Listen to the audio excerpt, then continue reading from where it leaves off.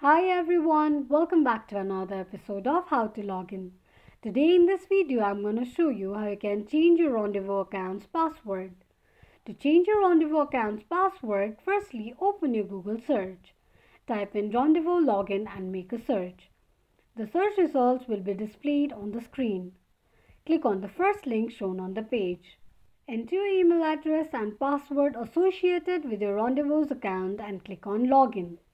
It will take you to the official page of Rondevo. Click on Human icon on the top right corner of the screen and click on Settings option. On the next page, tap on Password.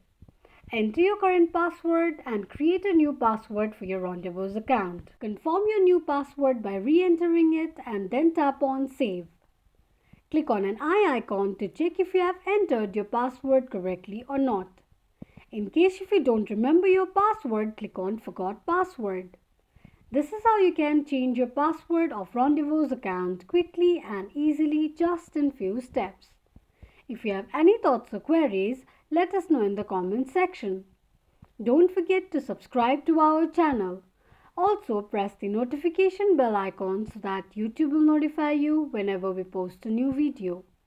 I hope this video was helpful to you. Thank you so much for watching.